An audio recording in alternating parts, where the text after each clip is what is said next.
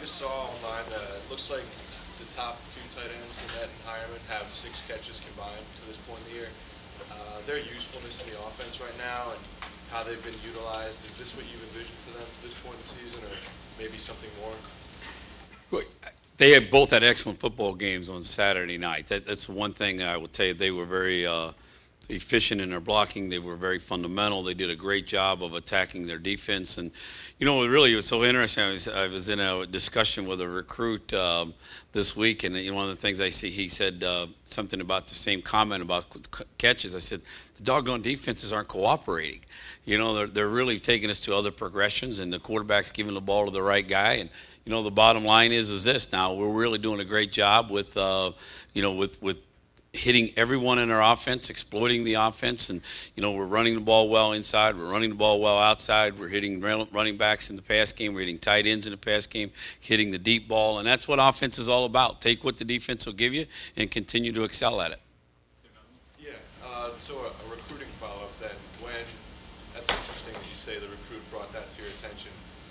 When the catches aren't there for you to point to when you're trying to entice a recruit, can you tell us more about that conversation, what you're trying to say? Obviously, it wasn't in a negative sense. I don't want to have any explanation of that. And obviously, the recruiting, I'm being very careful with. The whole idea is just to go ahead and, listen, we're going to play our offense. Things equal out. It's a 12-game season. Those guys are playing great. When the ball gets to them, they're going to execute what they have to do. And the calls were there. Just that, the defense didn't cooperate. They made some good calls, too. Bill Rabinowitz, Dispatch. Could you compare how different the offense is right now in terms of how close it is to its potential to a year ago at this time? Well, I think the one thing, and I don't know factually what it is, but the explosive play factor seems to be greater this year right now. You take the first 3 games, there's a tremendous amount of explosive plays. And when you look at it in that terms, the one thing that we want to have in offense is obviously have no turnovers and have explosive plays. That formula is, it's like 85, 90, 95% win formula when you take college football across the board. And if you're winning the turnover battle and you're winning explosive plays, normally you're going to win games. That's what I kind of sense right now is we're doing a great job in the explosive play category. And, one of the things we did Saturday, I thought a lot better than game 1 and 2, is we had some more consistent drives when we didn't have the explosive play. And we really played well in the second half. And that's the part that, obviously we were lacking a little bit in the first 2 games also. And we came out and we just were able to execute our offense all through the game. And really, I thought was really kind of cool late in the game. We kind of slowed it down, and then all of a sudden we're just getting first downs and pounding it out. And so we really had the offense working on all phases. You guys are obviously in your second year as a staff. How much more in sync are you as a staff having that cohesion? That's going to come really naturally. You get an opportunity to do what we do, and you sit in those rooms every day and you ask questions to each other and you look at game plans, and there's certainly more continuity about what's the next move. They do this, so let's do that kind of, discussions. And it isn't, we're all on the same page. And, I sit beside Tom every day in the press box, or every game in the press box, and the one thing, I kind of know what he wants to hear and why he wants to hear it. And so those suggestions are kind of geared one direction. And I know from Coach Meyer, he's throwing things out there, and Coach Warner and Coach Drayton and Coach Smith. So there is a lot more continuity to that, and it comes with maturity of a staff. Rusty Miller, AP. Coach, usually a lot of coaches will say when you're playing Michigan or USC or Texas, you have to worry about a whole lot of motivation. The players know it. Do you have to work a little bit harder this week when you're playing an FCS team? The one thing I told my guys today, that's an interesting question, is that I said, listen, this week is, and really every week is like this, and I don't want to downplay any opponent you ever play. This week is about us. Where is our improvement level at our position? And that's what I told my position guys is, this is a challenge of us. How do we get better at the things that we can still do better? How do we improve our fundamentals? How do we improve our techniques? How do we get faster on game day? And how do we play at a faster tempo? How do we execute the little minute things that you really don't know what we're trying to do unless you understand the play call and the defense behind it? And how do we do that better? Because every week, if we do that really, really well, we don't have turnovers, our odds of winning are pretty good. So it really is. It comes down to, they can run, a 3-4 scheme, an odd stack scheme, a 4-down scheme. They can run whatever they want. The bottom line is, how well do we do what we need to do? And normally, the odds are in our favor that we do a pretty good job and win the game. with some of the plays you guys ran to get like Dontre Wilson to the edge, some of those jet sweeps outside and stuff, how important is it for your tight ends to block on the edge on plays like that, it seems like? Well, I tell you, that's where I said, the catches weren't there, but I don't know if Jeff Hireman could have been happier. He was unbelievably happy after the game because he blocked the perimeter like a champion. And we did a great job. If you look at the game and you go back and watch it again, there's a lot of inside runs that our tight ends were able to get inside and dig out an inside linebacker or an outside linebacker trying to fit inside. Then all of a sudden we're running an outside play and we're pinning them inside. Then they tried to run outside and we got them pinned outside. And they really were frustrated at the end of the day, just couldn't figure out how to get around those tight ends. And really not only that, our wide receivers did a great job. I know Coach talked about Evan Spencer, I'm sure, on the crack blocks and the things that we were able to do. It really was a great perimeter blocking day. And without it, those plays don't get outside. You can't run outside plays without great perimeter blocking, and that's one thing we did very, very well. People like to talk about the explosive potential of this offense, but it does seem like it may not always be there with throwing the ball if you guys are running with Jordan Hall, with Dontre, Carlos Hyde's coming back. Those tight ends and receivers, they have to be ready to block a lot of the game. Absolutely. The one thing about offense, in anywhere you go, is the bottom line is you want to be able to attack a defense on a broad front. If you line up and start running one play consistently or 1-4, they have answers. Those guys are sitting in a room all day too, and their players are on scholarship also. You have to be able to attack them on broad fronts. Like we're throwing the ball deep. We threw some intermediate throws. We ran outside. We ran inside. We ran option. All those things. It's really, really hard to defense when you're guessing on what will be the next call, and the players just aren't sure how to manage that next play. And that was one of the things you saw done very, very well. I thought Tom Herman did an excellent job in play calling and keeping it mixed up between inside, outside, deep ball, short ball, bubble screen and those things. And I thought we did a great job in that game plan, and it was well executed by our players. Lori Schmidt, 97.1 The Fan. You have outscored opponents 68-14 in the first quarter, and the other quarter scoring margin hasn't been as close. I'm wondering if it's always a case of what you said happened against Cal, where you're intentionally trying to slow down the tempo, or whether there's something else at play there. Well, it's a great stat. I didn't know. I knew it was high. I didn't know exact figure on it. It's not intentional. I know a couple of the other games, it was a little bit of probably lack of focus sometimes on the players and not finishing their technique and fundamental. I don't think the play calling really changed. I know there was a couple of series in the game. We even huddled. How many times you've seen Ohio State huddle this year? In the fourth quarter of that game, we started, we huddling a little bit and coming together. And we have that lead, and let's end the game, and we're great.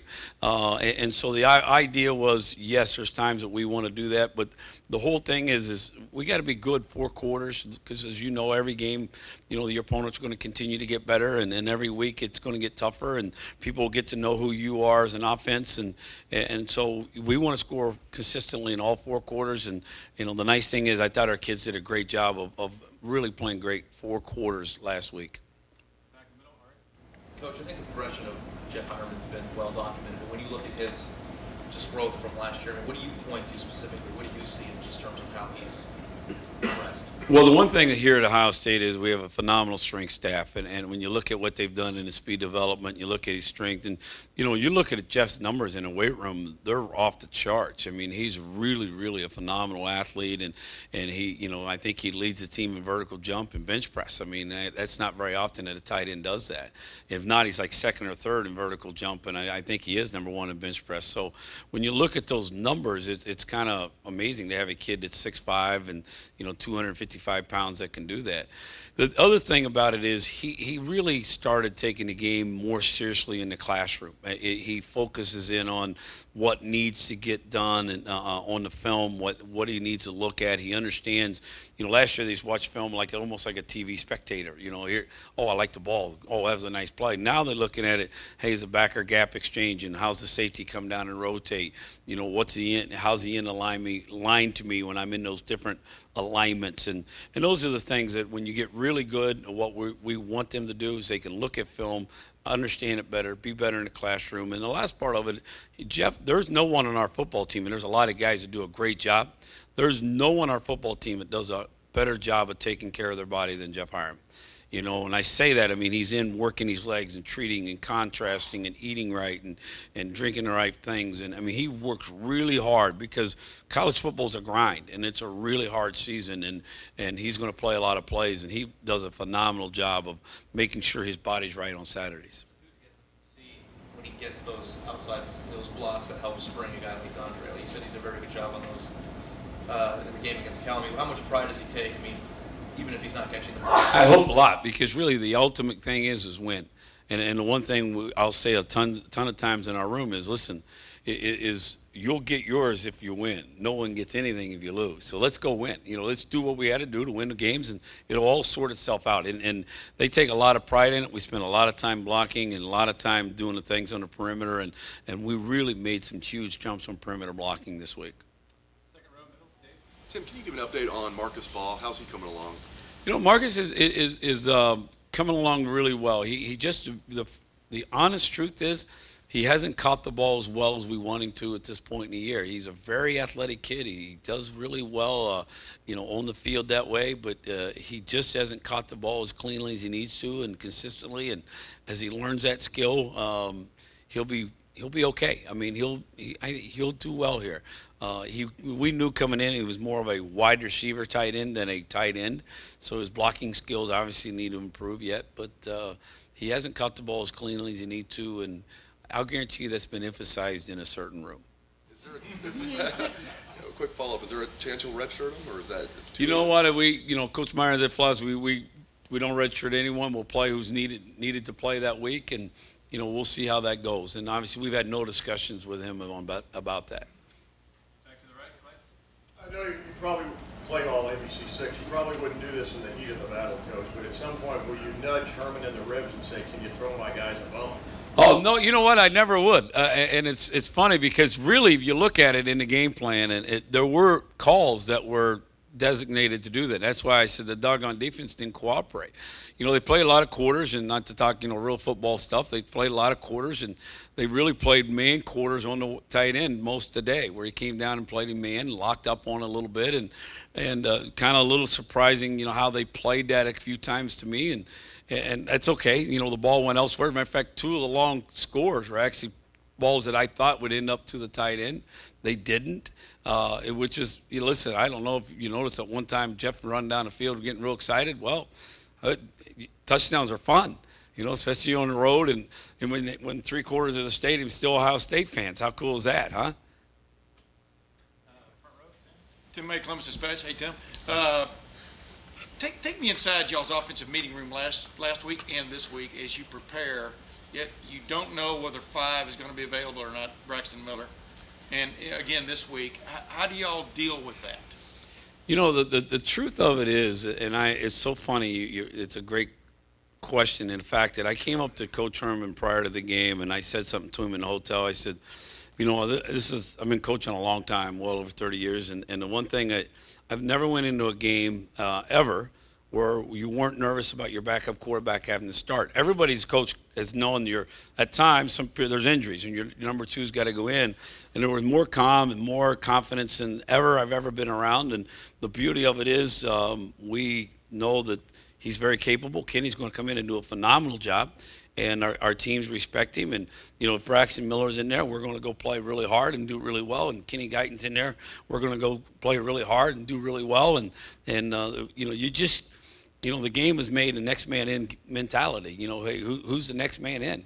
It's called competitive excellence around here, and power of the unit. Which if somebody is down, if it's Jeff and Hireman down, Nick Vanette's got to go in and play better than Jeff Hireman, and that's our rules, and that's how we do it around here.